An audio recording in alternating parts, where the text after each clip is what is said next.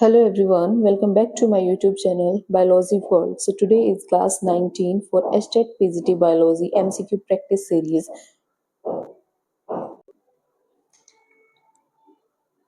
So first question for today's class is actually कुछ questions behavior वाले रह गए थे, so आज की क्लास में मैंने include कर दिया है उनको. First question is behavior repeating at frequency of 24 hours are. अगर 24 hours की जो साइकिल है उसके बाद रिपीट हो रहे हैं 24 आवर्स के बाद, तो उस बिहेवियर को हम क्या कहेंगे? That's biological rhythm, no. Niche, no. Circadian rhythm, yes. जो सर्केडियन रिदम होता है ये एक फिजिकल मेंटल बिहेवियर होता है, ठीक है, जिसके अंदर चेंजेस आते हैं और ये एक 24 आवर्स की साइकिल को इंडिकेट करता है. नेचुरल प्रोसेस होते हैं जो कि रिस्पॉन्ड करते हैं मेनली लाइट के लिए, डार्क के लिए, ऑर्गेनिजम्स के अंदर जो इस एनवायरनमेंट में सर्वाइव करते हैं उनके लिए. दैट कुछ एनिमल्स जो होते हैं जैसे लाइट में बाहर निकलते हैं, कुछ होते हैं जो डार्क में बाहर निकलते हैं, कुछ प्लांट्स लाइट के साइड अट्रैक्ट होते हैं, कुछ प्लांट्स लाइट को रिपेल करते हैं. So this is called 24 hours circadian rhythm और ये उनका बिहेवियर होता है. Okay, correct option for this question is C. Next question is scientific study of behaviour is called. Behaviour की साइंटिफिक स्टडी को हम क्या बोलेंगे? Gerontology, embryology, teratology, ethology. So correct option for this question is ethology. Ethology is study of animal behavior. And what about gerontology? Gerontology जो होती है वो study होती है अबाउट एजिंग, एल्डरली, यंगर, इन सब के लिए. एम्ब्रियोलॉजी जो हम स्टडी करते हैं, study about gametes, fertilisation, embryo etcetera. And teratology study of abnormalities of physiological development. Okay, so correct option for this question is D, and that is ethology is study of animal behavior. Next question is hormones. ये chapter से question है. Plant hormones. A phytohormone involved in the de novo synthesis of alpha amylase in germinating barley seeds is. कौन सा hormone होता है जो कि involve होता है किसकी सिंथेसिस में? अल्फा अमाइलेज एक जर्मिनेटिंग सीड में. Is this auxin, gibberellin, ethylene, cytokinin? So this hormone is gibberellin, not auxin, not ethylene, not cytokinin. Actually जब सीड जर्मिनेट करता है तो एम्ब्रियो जो होता है उसमें जिबरलिन रिलीज होता है. क्यों? क्योंकि ये जो हार्मोन होते हैं, जिबरलिन हार्मोन होता है, ये डिफ्यूज करता है एल्यूरोन लेयर को, ठीक है, जो सीड के अंदर प्रेजेंट होती है, और उसको ट्रिगर करता है कि वो कुछ हाइड्रोलिटिक एंजाइम्स बनाए, स्पेसिफिकली अल्फा अमाइलेज, जो कि स्टार्च को ब्रेक करेंगे एंडोस्पर्म के अंदर. किस चीज के अंदर? स्टार्च को ब्रेक करेंगे inside endosperm into sugar, provide energy for growing seeds. Basically ये सारा फंक्शन इस हार्मोन के द्वारा किया जाता है ताकि जो स्टार्च है इसके अंदर वो ब्रेक डाउन हो और एनर्जी मिले, और प्लांट को जो सीड होता है उसको ग्रो करने के लिए जो भी एनर्जी की नीड होती है वो उसी से मिलती है. So correct option is gibberellin. Next question is the hormone which is supposed to be one of the factor responsible for regulating the opening and closing of stomata is.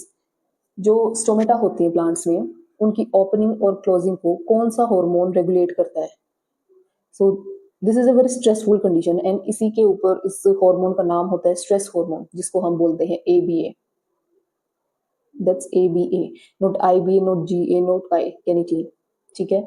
ABA abscisic acid, ये एक stress hormone होता है जो कि cause करता है stomata को close. जब वाटर स्ट्रेस कंडीशन होती है तो ये जो होते हैं स्टोमेटा को क्लोज करते हैं, उनको प्रिवेंट करते हैं excess loss of water through transpiration. So ABA is also known as stress hormone. So next question is the hormone which has negative effect on apical dominance is. वो hormone जिसका negative effect होता है apical dominance के ऊपर. Which is that hormone? Auxin, no. Gibberellin, no. Ethylene, no. That's cytokinin. Cytokinin जो होता है वो नेगेटिव इफेक्ट डालता है. एक्चुअली ये ऑपोजिट वर्क करता है किसके? ऑक्सिन के, ठीक है. इनका एंटागोनास्ट जो होता है वो कैरेक्टरिस्टिक होता है इनका ऑक्सिन का. ऑक्सिन क्या करता है? प्रमोट करता है एपिकल डोमिनेंस को, and cytokinin work antagonist. When applied to lateral bud, cytokinin remove cytokinin जो होता है वो कवर करता है उसके फंक्शन को और इनहिबिट करता है अफेक्ट ऑफ ऑक्सिन कि वो सिर्फ लेटरल ब्रांचेस की ही ग्रोथ करे. ठीक है, जिस ग्रोथ को ऑक्सिन प्रमोट करते हैं साइटोकाइनिन उस ग्रोथ को कम करता है, मतलब उससे उल्टा फंक्शन करता है. तो these are opposites, cytokinin and auxin opposite function होता है इनका. Next question is the rise of respiration during fruit ripening is termed as. जो रेस्पिरेशन में रेजेस होते हैं फ्रूट राइपनिंग के टाइम पे उसको हम क्या बोलेंगे? Fruitation rise, climacteric rise, metabolic rise, climacteric rise. So this is known as climacteric rise. ये एक सडन और शार्प इंक्रीज होता है रेट में, रेस्पिरेशन के रेट में, और इथाइलिन की प्रोडक्शन के टाइम पे होता है क्योंकि फ्रूट्स को राइप होने के लिए इथाइलिन की ज़रूरत होती है. उस टाइम इथाइलिन प्रोड्यूस होता है वहाँ पे, जैसे बनाना, मैंगो, टमेटोज, ये सब के राइपिंग प्रोसेस में इथाइलिन बहुत इंपॉर्टेंट होता है. ठीक है, सो इसको हम क्लाइमेट्रिक रेज बोलते हैं. Correct option for this question is B. Next question is which one of the following is not an essential nutrient for plants. इनमें से कौन सा एक असेंशियल न्यूट्रिएंट नहीं है प्लांट के लिए? सो प्लांट्स के लिए टू टाइप्स के न्यूट्रिएंट्स होते हैं, एक माइक्रो, एक मैक्रो. माइक्रो वो होते हैं जो स्मॉल अमाउंट में चाहिए और मैक्रो वो होते हैं जो लार्ज अमाउंट में चाहिए प्लांट्स को. बट यहाँ पूछा है असेंशियल है ही नहीं. Iron is essential, yes. Manganese भी, जिंक भी असेंशियल होता है, बट लेड इसका कोई यूज नहीं होता. Even it is toxic to plants. अगर इसकी थोड़ी बहुत अमाउंट भी प्लांट के पास हो तो इट्स वेरी टॉक्सिक. ठीक है, ये स्मॉल क्वांटिटी भी प्लांट को अफेक्ट करती है बहुत ज़्यादा. So lead, C option is correct for this question. Next question is which of the following is a micronutrient. इसमें पूछा है कि माइक्रोन्यूट्रिएंट कौन है. तो मैक्रो वो होते हैं जो कि लार्ज अमाउंट में चाहिए, उनमें आता है आपका NPK, then calcium, then magnesium. ठीक है, सो यहाँ पर कैल्शियम मैग्नीशियम को हटा दें आप, it's not. So iron, iron जो होता है वो एक माइक्रोन्यूट्रिएंट होता है और ये स्मॉल अमाउंट में प्लांट को जरूरी होता है. Next question is primary precursor of IAA. सबसे पहले आईएए क्या होता है? Indole acetic acid, IAA. ठीक है, और ये एक ऑक्सिन की ही क्लास होती है. ठीक है, नेचुरल हार्मोन है जो कि प्लांट्स के अंदर होता है, ऑक्सिन क्लास का ही. और इसका रोल, इंपॉर्टेंट रोल होता है प्लांट को ग्रो करने में, उसकी डेवलपमेंट में, लाइक सेल इलोंगेशन में, डिवीजन में. ठीक है, और सिंथेसाइज किससे किया जाता है? प्रिकर्सर है किसका? ट्रिप्टोफन. ये ट्रिप्टोफन से बनाया जाता है. So true for this question is, correct option is C, it's tryptophan. Next question is which crop is most rich in protein. Protein में कौन सी क्रॉप सबसे ज्यादा रिच है? First is rice. नो, ये कार्ब्स के अंदर रिच होते हैं. व्हीट भी कार्ब, मिलेट्स भी carbs. So pulses, pulses are the only here जो कि प्रोटीन रिच होती हैं. As you all know leguminous family से बिलोंग करती हैं पल्सेस, जैसे ग्राम, चिकपीस, पीजन, एंड जितनी भी पल्सेस होती हैं, सोयाज होती हैं, वो सारी रिच होती हैं प्रोटीन्स में. So correct option is pulses. Next question is which one of the following is a micronutrient. I think this is a repeated question, it's okay. Iron, iron एक micronutrient होता है. Next question is magnesium. Which of the following is a constituent of nitrogenase. Okay, इनमें से कौन सा ऐसा element है जो कि नाइट्रोजिनेज को कंस्टिट्यूट करता है? So magnesium no, potassium no, manganese no, it's molybdenum. Molybdenum जो होता है वो नाइट्रोजिनेज को कंस्टिट्यूट करता है. Nitrogen N2 is enzyme complex responsible, क्योंकि जब जो नाइट्रोजन होती है उसको अमोनिया में कन्वर्ट करने के लिए प्लांट्स किस तरीके से उसको इनटेक करेंगे, उसको फिक्स करने के लिए कुछ एंजाइम्स की ज़रूरत होती है, कुछ बैक्टीरियाज की ज़रूरत होती है. सो मोलिबिडनम की अवेलेबिलिटी आपको नाइट्रोजिनेज की प्रेजेंस देती है वहाँ पर. इसके लिए दो प्रोटीन्स होते हैं, एक एफी प्रोटीन होता है और एक मोलिबिडनम आयरन प्रोटीन होता है. सो ओनली आयरन प्रोटीन जो होते हैं उसमें आयरन और सल्फर की क्लस्टर्स होती हैं, एंड जो मोलिबिडनम आयरन प्रोटीन होता है वो कैटालिटिक एक्टिविटीज के लिए जरूरी होता है. So molybdenum is the answer for this. Correct option is B. Next question is chlorosis usually occurs. Chlorosis कहाँ होती है? In strong light, due to excessive respiration, in darkness, due to lack of iron और magnesium. Okay, so chlorosis एक disease होती है plants के अंदर, जिसके अंदर लीव्स जो होती हैं वो पेल येलो कलर की हो जाती हैं. ठीक है, और ये किसकी वजह से होता है? Due to lack of iron and magnesium.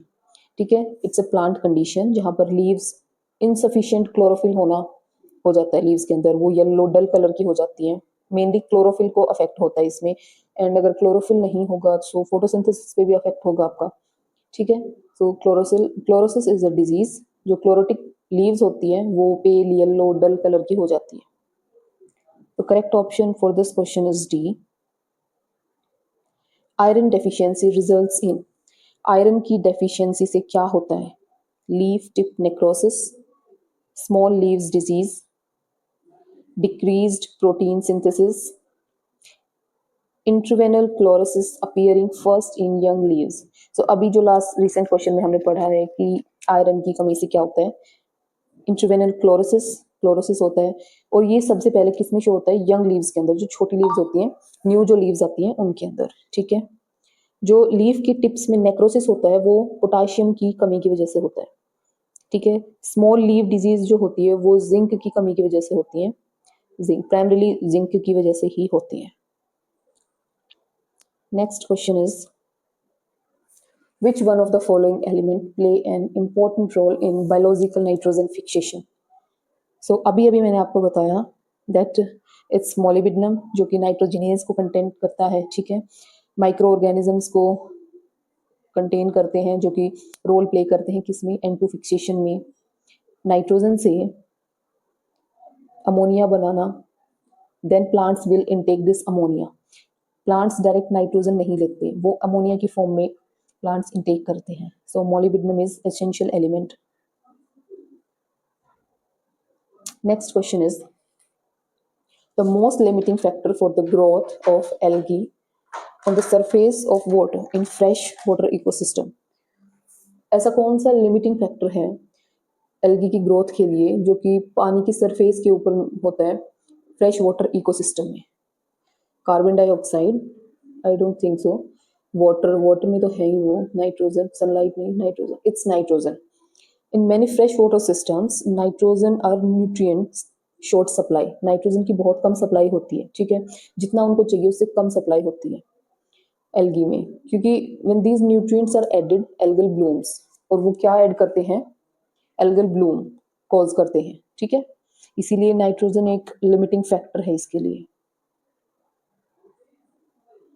Mulching helps in. Mulching किस में हेल्प करता है?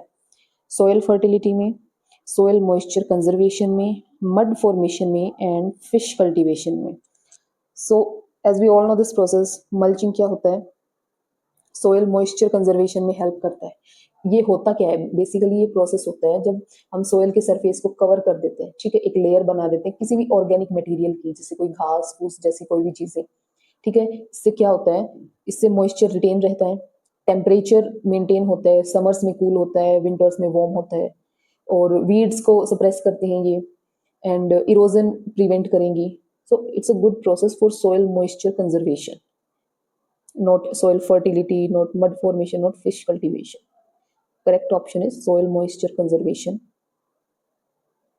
Next question is soil-less culture of plants is called. Okay, soil के बिना एक प्लांट को कल्चर करना, उसको सारे न्यूट्रिएंट्स वगैरह विदाउट सोयल प्रोवाइड करके एक प्लांट को ग्रो करना क्या कहलाता है? It's horticulture? No. Pomoculture? No. It's hydroponics. Hydroponics new technologies के साथ किया जाता है, जहाँ पे एक प्लांट को ग्रो किया जाता है बिना सॉइल के, उसको सारे के सारे मिनरल्स न्यूट्रिएंट सोल्यूशन की फॉर्म में दिए जाते हैं, और H2O उनका सॉल्वेंट होता है. सो next question is the amino acid part of an enzyme is called. एक अमीनो एसिड होता है एक एंजाइम का पार्ट, उसको क्या कहेंगे हम? एपो एंजाइम, होलो एंजाइम, को एंजाइम एंड को factor. So it is apo enzyme. एक प्रोटीनियस इनएक्टिव पोर्शन होता है एंजाइम का, जो कि अमीनो एसिड से बना होता है, ठीक है, इसको हम क्या बोलेंगे, एपो एंजाइम। कोफैक्टर क्या होता है, एक नॉन प्रोटीन कंपोनेंट होता है जो कि रिक्वायर्ड होता है किसी एक्टिविटी के लिए। एंड अगर हम बात करें हेलो एंजाइम की, so it is completely catalytically active enzyme, ठीक है, formed by combination of apoenzyme and cofactor. Okay, so correct option for this question is apoenzyme. So that's all for today. I hope your my class is